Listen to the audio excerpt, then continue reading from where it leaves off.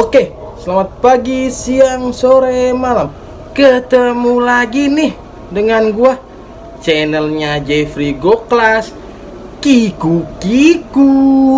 Di video kali ini gua akan kembali membahas lagi dan lagi tentang notifikasi yang ada di aplikasi Go Partner. Nah, bagi teman-teman yang baru bergabung, selamat menonton dan jangan lupa di like, komen maupun subscribe-nya agar channel ini semakin berkembang dan gua terus bersemangat memberikan konten-konten selanjutnya. Maka dari itu, simak terus teman-teman video sampai habis.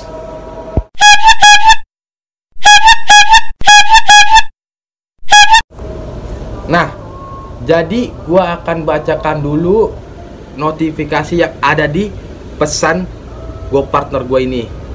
Nanti setelah gua bacakan, gua akan mengutarakan pendapat opini gua mengenai notifikasi tersebut. Dan juga teman-teman juga bisa mengutarakan pendapat kalian melalui kolom komentar. Oke, langsung aja kita bacakan. Ada apa sih notifikasinya? Sebentar. Info penting. Biaya jasa aplikasi ke pelanggan. Rekam mitra Gojek mulai 24 Mei 2021, setiap order layanan GoFood dan GoSend akan dikenakan biaya jasa aplikasi yang dibebankan ke pelanggan. Biaya ini akan Gojek manfaatkan untuk melakukan pembaruan teknologi pada aplikasi Go Partner ke depannya. Jangan khawatir, biaya jasa aplikasi ini tidak akan mempengaruhi pendapatan Anda.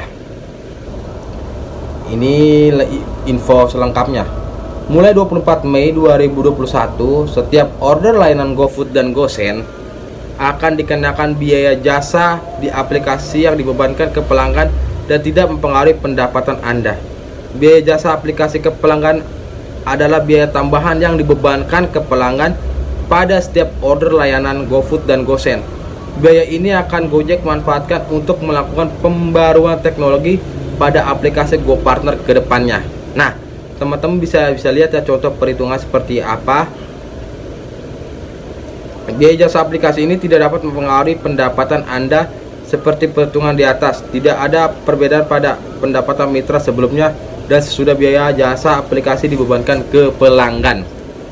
Gerah. Jadi catatan ini dia. Itulah teman-teman bunyi pesan dari aplikasi Go Partner gua. Mungkin semua juga sudah dapat. Di sini kita mulai memberikan pendapat gua, pendapat opini gua. Jadi gini teman-teman ya. Kita berbicara dulu waktu Gojek berdiri sejarahnya. Waktu itu didirikan oleh Bapak Nadiem Makarim kalau nggak salah.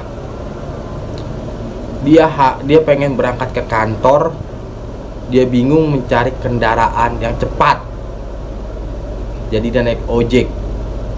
Dan dia punya inisiatif untuk menciptakan ojek secara online, karena misinya itu ya ingin menolong, membantu orang-orang yang ingin berangkat kerja, orang-orang yang ingin pergi ke tempat sesuatu.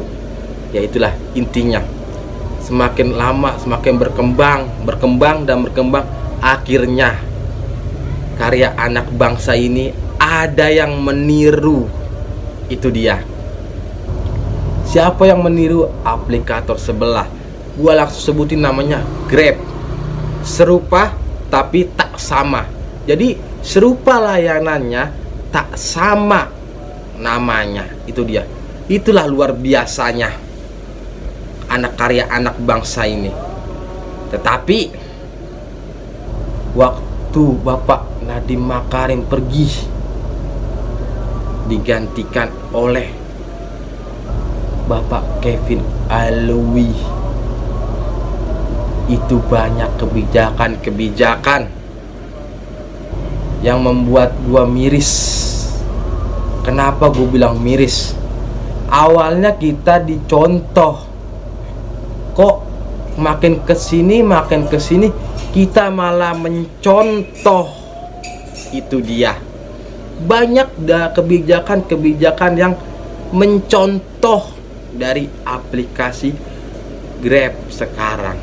Seperti contoh ini, biaya jasa tambahan berupa 1.000 dengan alasan memperbaiki sistem.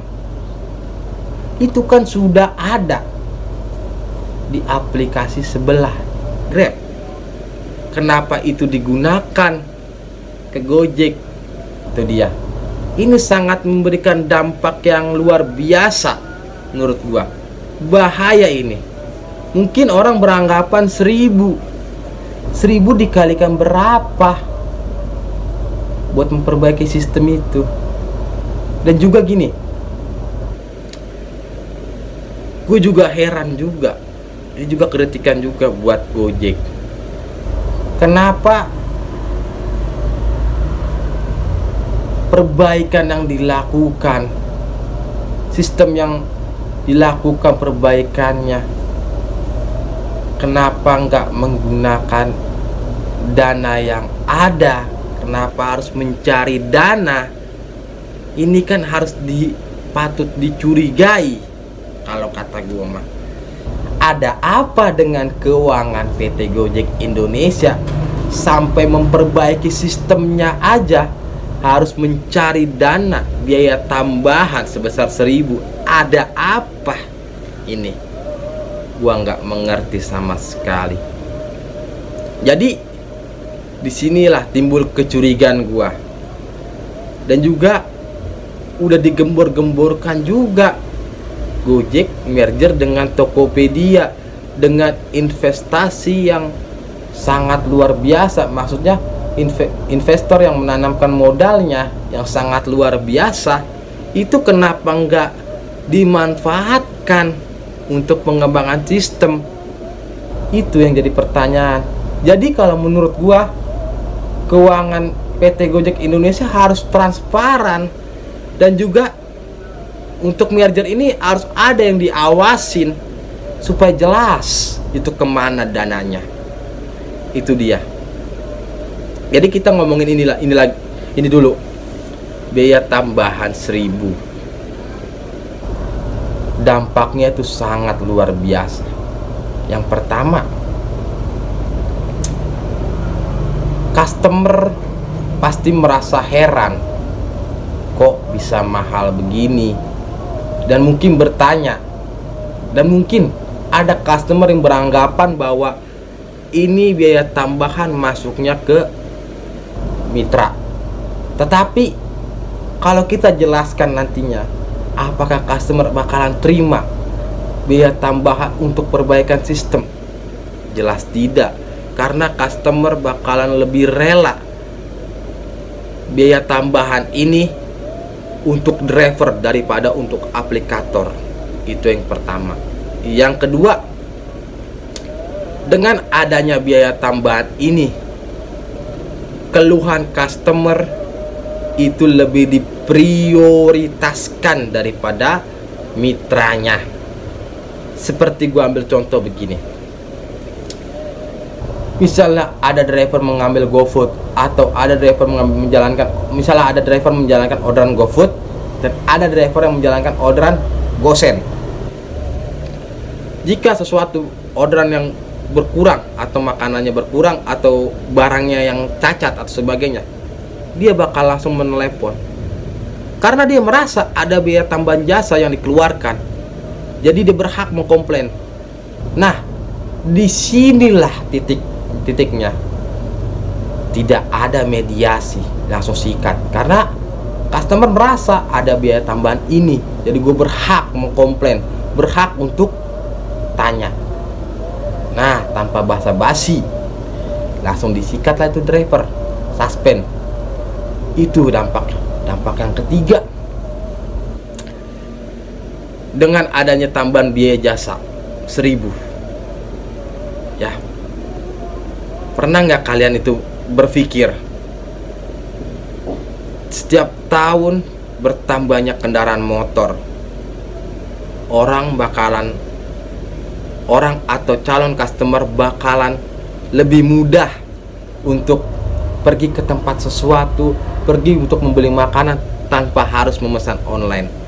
Kalau ini dibiarkan, bakalan sepi nantinya Gojek, karena mereka sudah punya motor, mereka sudah punya ini untuk jalan. Jadi buat apa capek-capek pesan online, toh lebih mahal daripada kita datang langsung.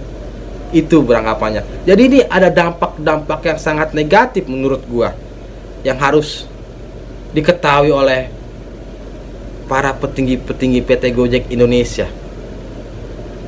Jadi itu ya dampak buat customernya. Dan juga aturan sebagai karya anak bangsa, kita balik lagi ke yang tadi.